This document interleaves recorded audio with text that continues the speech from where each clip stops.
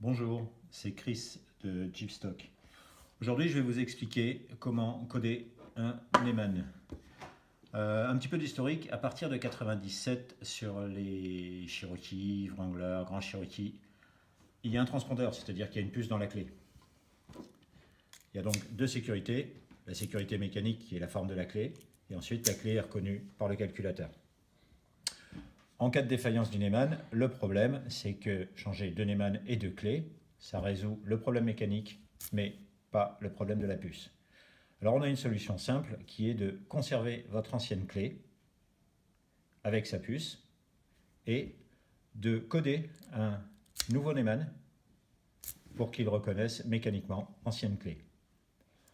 Pour faire ça, il ne vous faut pas grand chose, un tournevis, une pince et une loupe ou une bonne paire de lunettes. Donc la première opération après avoir retiré le Neumann de la colonne de direction, c'est de séparer le barillet, la partie qui tourne, du cylindre, la partie qui est fixe dans la colonne de direction. Vous voyez sur le côté ici, un petit taquet. De l'autre côté, il y en a un aussi. Mais c'est celui-là qui nous intéresse, puisqu'il a, entre autres fonctions, de venir faire la position 0 quand on tourne la clé dans le sens anti-horaire. Alors pour démonter le Neumann, il faut pousser ce piston et légèrement tourner au-delà de la position 0. Le Neumann se démonte. Donc une fois démonté, on voit ici les deux petits pistons d'indexage qui sont poussés par un ressort. Vous noterez que ce bout-là est légèrement arrondi. Ce sera important au remontage. Ensuite, on a le barillet avec la clé à l'intérieur. Alors là, quand on retire la clé, il faut retenir les plaquettes parce qu'elles peuvent sauter. Voilà. Et ici, on voit 8 plaquettes. 4 de chaque côté. Qu'on va commencer à compter à partir de celle qui est le plus proche de la clé. Donc, il va d'abord falloir déterminer quel est le codage de votre ancien barillet en démontant une plaquette, la première côté clé, en observant sur la plaquette le repère. Alors, c'est un peu dur à voir, mais sur celle-ci, on voit C2. C'est donc une plaquette numéro 2. Voilà. Donc, vous la mettez sur un bout de papier. Alors ici, celui-ci est dédié à ça. Et vous notez que la première est une numéro 2. Ensuite, vous démontez la deuxième. Alors ici, on voit que la deuxième ne veut pas sortir. On peut la pousser un peu de l'autre côté pour pouvoir la saisir avec une pince.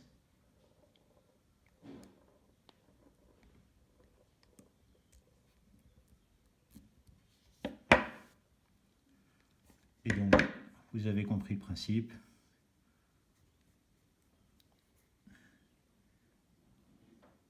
Là, on voit que c'est une numéro 2 aussi. Voilà, et ainsi de suite, jusqu'à arriver à la 8e plaquette. Donc, une fois l'ancien barillet démonté, on a repéré les numéros de toutes les plaquettes. Vous pouvez vous débarrasser de l'ancien barillet, puisqu'on n'utilisera aucune pièce de l'ancien et surtout pas les plaquettes, puisque c'est en général la cause de défaillance du barillet.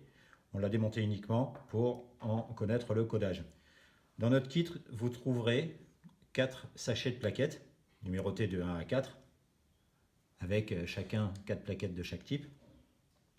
L'astuce, c'est de ne pas mélanger les plaquettes, puisque sur les nouvelles plaquettes, le code n'est pas marqué. On peut les reconnaître uniquement parce qu'elles sont dans le paquet numéro 2 et on sait que c'est des 2.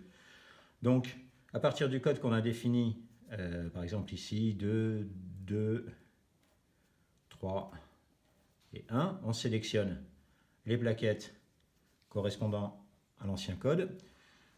On prend le nouveau barillet.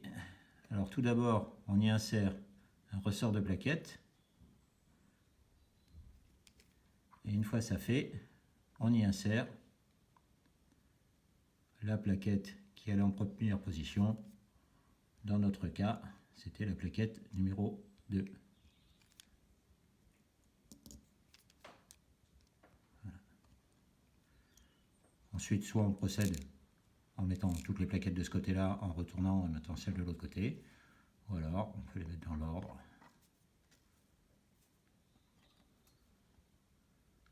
En insérant la deuxième plaquette.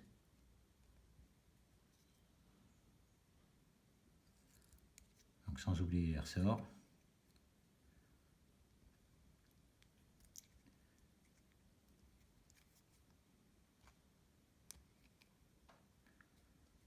Voilà. Et ainsi de suite, jusqu'à avoir remonté les 8 plaquettes. Vérifie que la clé s'insère bien.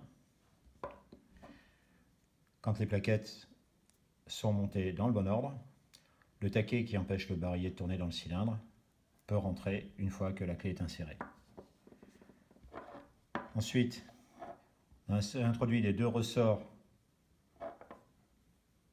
des indexeurs qu'on va remonter avec le bout arrondi encore une fois en direction du cylindre. Et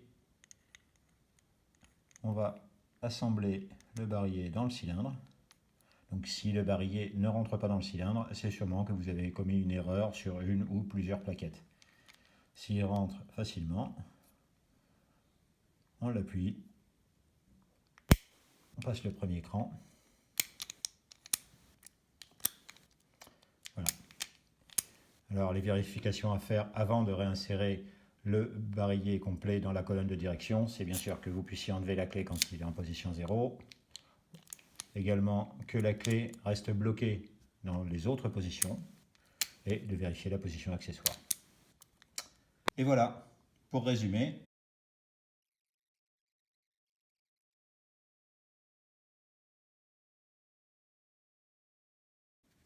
Et maintenant, c'est à vous. Vous retrouverez toutes ces pièces sur notre site www.jeep-stock.com. Merci de nous avoir regardés.